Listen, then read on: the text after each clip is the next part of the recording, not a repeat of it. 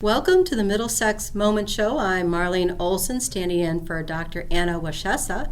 Today, my guest is Peter Galgano, Media Associate for Broadcast Cinema and Multimedia here at Middlesex Community College.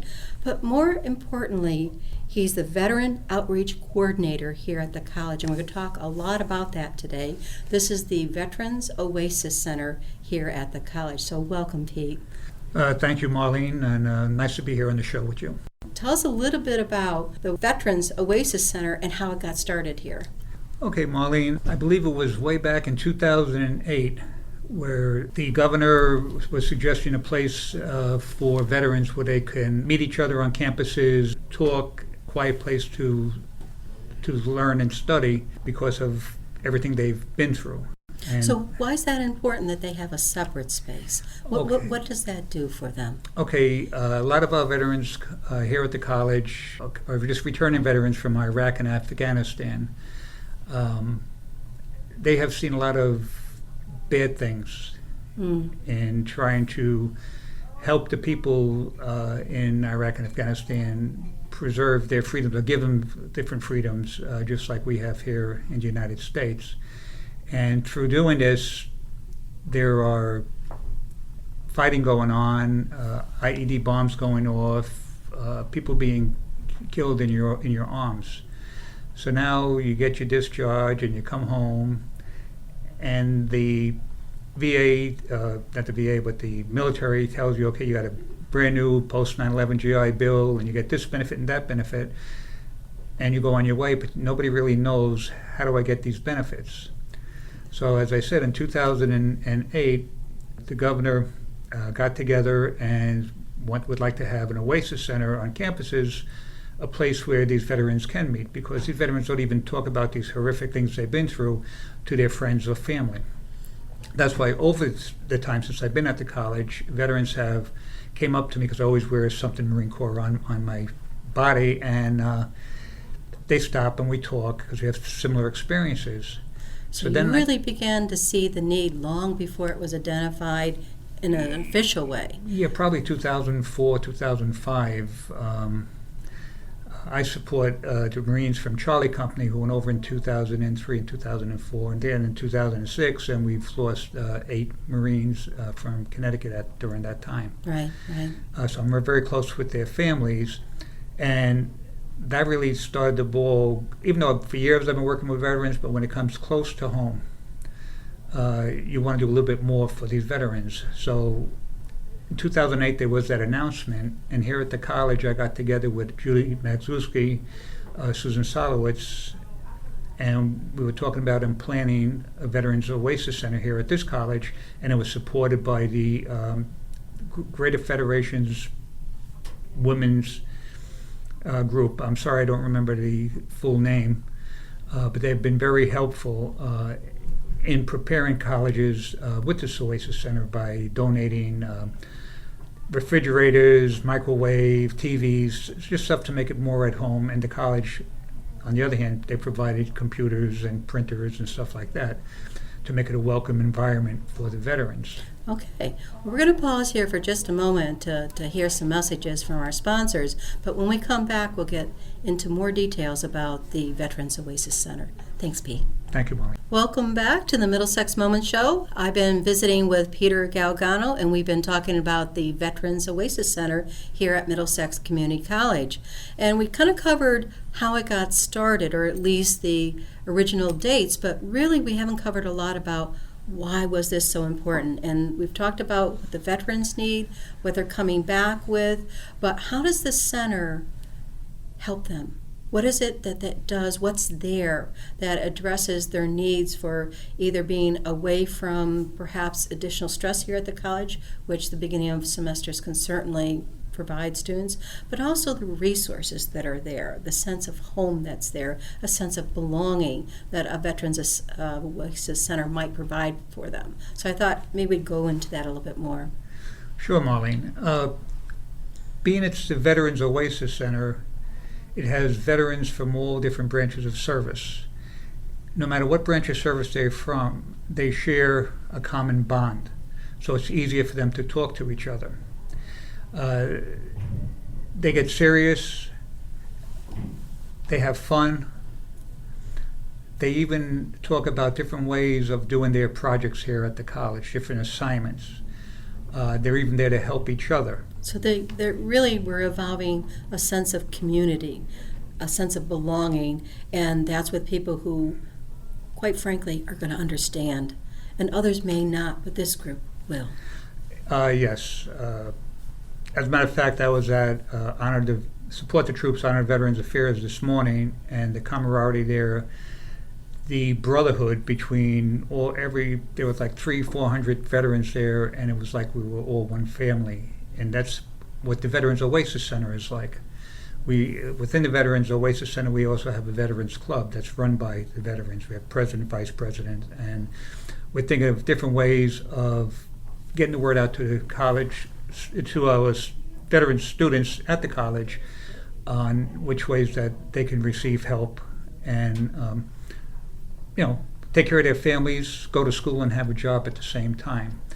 Right. We have office hours where I have a representative from the Department of Labor comes in on Thursdays, and he's there to set up shop to teach our students how to write a resume, even job opportunities, how to go for an interview. And so this is really a very comprehensive program. It's not just hang out, have a cup of coffee. It's hang out and really kind of organize what you need, your thoughts, your priorities, and there's all kinds of resources there to help you do this. Yes, the VA sends a representative. We have local support groups in town that come in to speak to our veterans.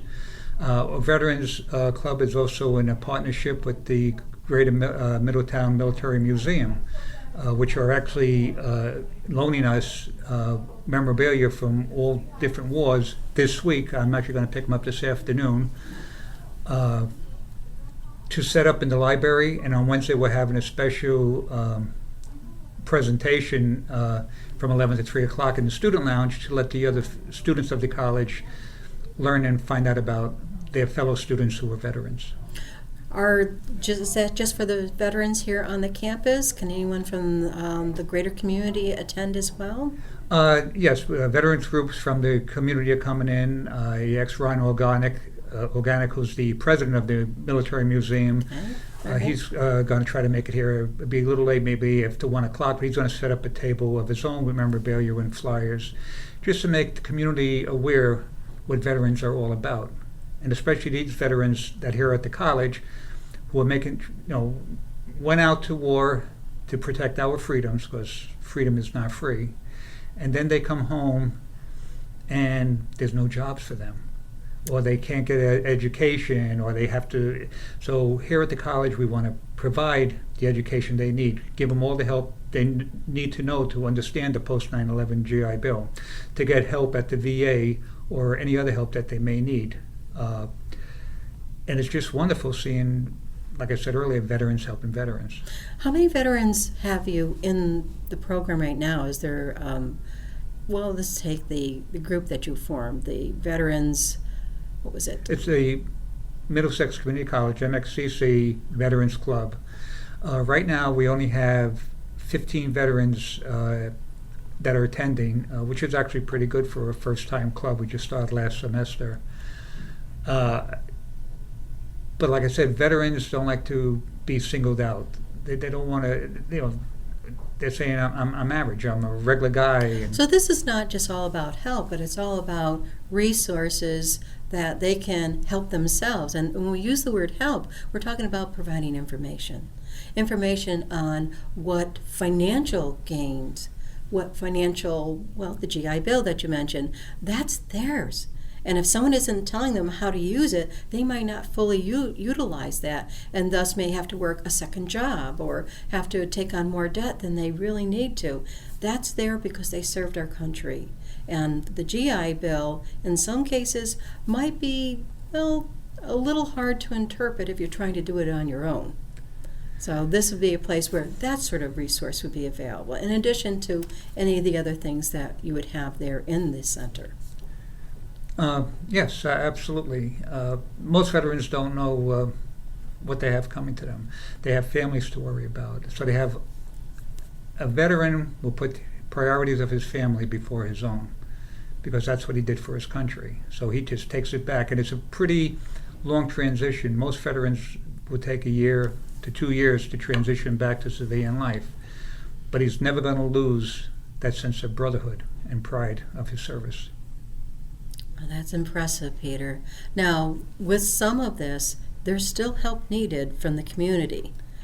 What does the center need in addition to what you've been able to bring in and what the women's groups have been able to bring in? What else do you need to make this a fully functional center? To make it a functional center, I would like the community to come, and maybe it could be one company a year, and we'll make a plaque in the Oasis Center, maybe to donate coffee. I really don't want our veterans to have to pay for their coffee when they come into the Veterans Oasis Center. They paid for it already in their service. Unlike when we came back from Vietnam, I don't want that stigma around here. I want every veteran to embrace each other. I want every student to embrace their veterans and to thank them for their service. So I would like to get a sponsor to come in to help support the Oasis Center with coffee and cream. We've got a Keurig coffee maker. And then the veterans themselves from the club came up with ideas of going out into the community and asking for help, whatever they can, whatever businesses can afford, to help build a program so we can help our veterans by financial assistance, maybe books. We have veterans that are no longer eligible for the GI Bill. They came from other wars, Vietnam and up, that are still here going to college. So maybe we could have a little scholarship for them. Maybe something small, doesn't have to be big. We'll break it up. Say there's 10 people who apply. So we can make it 300 or 500 scholarship for each one, everyone getting guaranteed for that little scholarship. That could help buy their books. Well, how would someone go about contacting the college to get this started if they were interested? Okay, to start it off, they can contact myself. And how would they go about doing that? Number or email or something? Okay, I'll give both. Okay. My direct line is 860-343-5797. That's 860-343-5797. And my email at the college is my first initial P, last name Galgano, so it's PGALGANO at MxCC.comnet, that's COMMNET.edu. And that will get the ball rolling. And to get, as things get going, we do have a foundation here at the college, which is 501. C3, a nonprofit, Yep. right? And it would be my suggestion to any monetary donations to go through the foundation, because you get your tax write-off. So just for being good enough to help our veterans of Connecticut, our veterans right here in Middlesex County, help yourself too. You're kind enough to give the donation, you might as well get the write-off.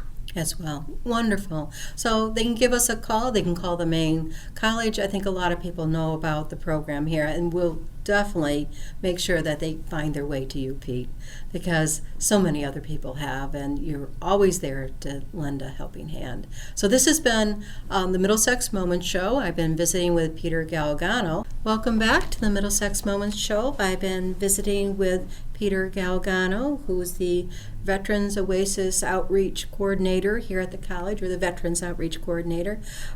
What a lot of people may not know, Pete, is that you received a very prestigious award on Tuesday, November 8th at the Middlesex Chamber Breakfast in Cromwell. And if I'm correct, it's the William J. Pomfret Veterans Community Service Award. It was presented to you as a veteran of the United States Armed Services in recognition of your distinguished service to the citizens of Connecticut and the selfless commitment to public service.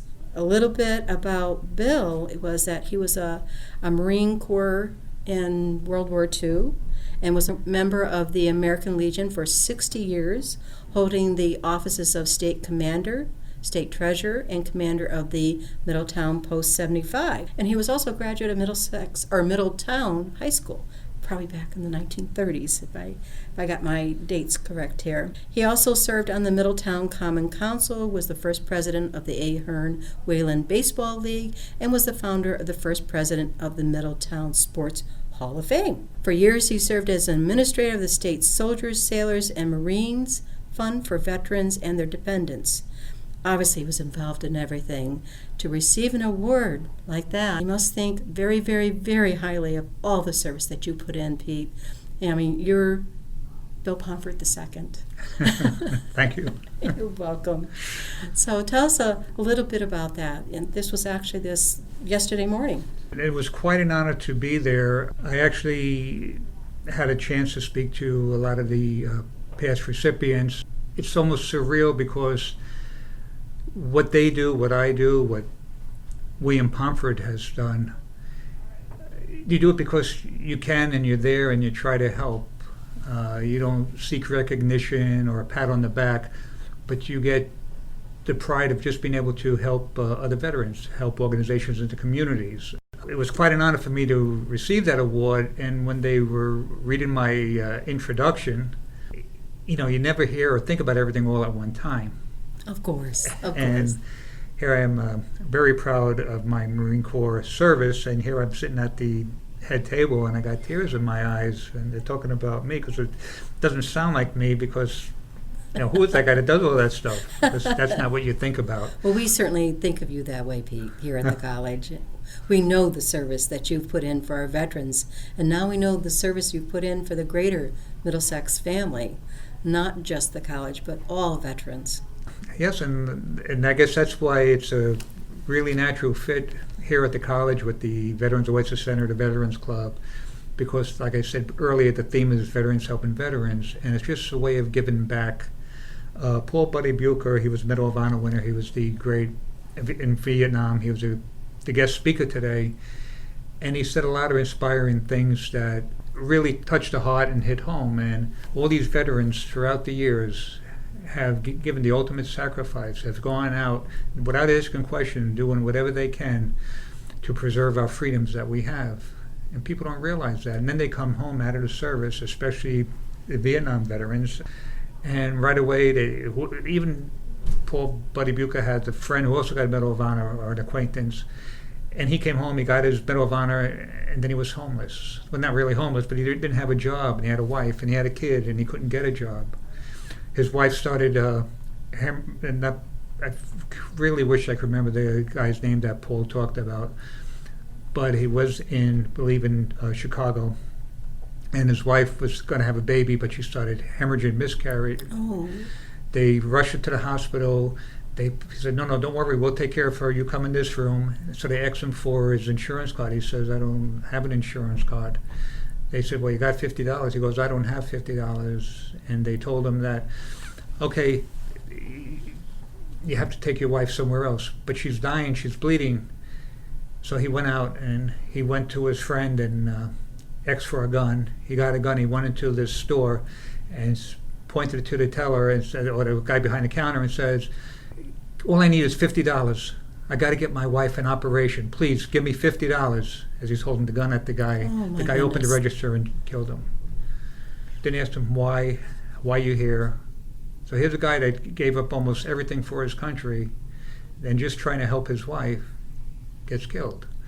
All right, that's little of things that happened at the time. You know, he was, I believe he was a black Medal of Honor winner, and back then there was more racism than ever needed to be, but it's not a matter of color, it's a matter of service. Right. So I guess the important message is really know what your veterans have gone through. They did it for you. We're still here doing it for you. And it is the main thing of this award is it's a selfless award, because nobody does it for that reason. We're just here to help. And just thank a vet. And they're here. I just want to read a little thing that I mentioned yesterday is, we are here to honor all veterans, those who have gone before us, are serving now and will serve in the future. Let us never forget that the freedoms we enjoy today are not free, that there is a cost for the lives we live in our nation, and always remember that your military shall defend those freedoms, no matter the cost, no matter the sacrifices, and no matter the foe. The members of the armed forces are always here for you and always will be. So there's a lot of history, there's a lot of emotion behind everything that you've done, Pete. And obviously, what it's all culminated in is to make sure that this Veterans Oasis Center is everything that it can be, everything our veterans need it to be. And having somebody like you cheering it on, making sure things happen. And if I'm not mistaken, you also are doing a lot of the counseling on your own time. You set up office hours so that your fellow veterans can come and talk with you and that you guide them. Yes, I do, Marlene. I help counsel them mainly through similar experiences. Getting them help. In West Haven, I've had a couple students here that had problems, and they tried to get into a program at the West Haven VA and kind of were denied. So you I became an advocate for them and got that to happen. Another student was in the Navy submarine service, nuclear submarine. So he's out in this noisy sub for almost 6 months to a year at a time, and he was denied a hearing aid. Well, I wouldn't stand for it. I called up some friends I made at the VA, took this student in with me, and we not only got his hearing aid, we got him his 10 or 15% disability. A lot of what we're talking about seems like it's coming from us as a college, but also the military itself is in support of all of this. They're backing this, they're encouraging this, they're giving resources as well. I mean, a lot of times we're advocating so that the two parties come together in what is fair, what is equitable for everyone, but they're also there to help and not just to be a barrier. So I think from my perspective, though there are lots of paperwork and there's lots of red tape and a lot of those things certainly look like they're unfair, some of it's there for a reason and of it's there, who knows why. But I want to say that the veterans are also supported by the military, both here on the campus and in the greater community. Oh, absolutely. Absolutely. At Rocky Hill, they've helped me so much with our student veterans. Actually, veterans that are living in Rocky Hill are coming here as students. The commissioner, Veterans Commissioner Linda Schwartz, she's so supportive. Anytime I pick up a phone and ask her for anything, she's there. She was there yesterday morning. It was unbelievable. Just so happy being together because we've talked about veterans issues for many, many years, and she's always been there. So, yes, the military, our State of Connecticut Veterans Administration are all here to help. It's the veterans who don't always have the patience or the knowing to speak up. And that's what we're here for at the college, at the Veterans Oasis Center, to help them speak up, to help them fill out a report or express what's bothering them. So through the VA, we can get them the help that they need. All right. We're just about to wrap up our show here. I wanted our listeners one more chance. If they want to help out, how do they go about doing that, Pete? Okay, to start out, they can call me directly at my direct line at the college, 860-343-5797. 860-343-5797, or they can email me at pgalgano@mxcc.comnet.edu. Thank you, Pete. It's been a wonderful show, and I hope people will take a moment to come on up here to the college. The event you have coming up this week again is what time and where? Actually, as you're listening to this 12:30 broadcast, it's going on. We're doing it on Wednesday because Friday Veterans Day, there's not that many students on campus. Okay. So our veterans in our Veterans Club wanted to get together and have it on Wednesday from 11 to 3 p.m. So students the community are all welcome to come into our student lounge and learn a little bit about our veterans on campus. And that's at our main campus, 100 Training Hill Road in Middletown. Yes. So everyone's welcome. If you're listening to this and it's 12:30 or we're wrapping up around 1 o'clock and you would like to come on up, you're welcome. This has been the Middlesex Moment Show. I'm Marlene Olson, wishing you a good day.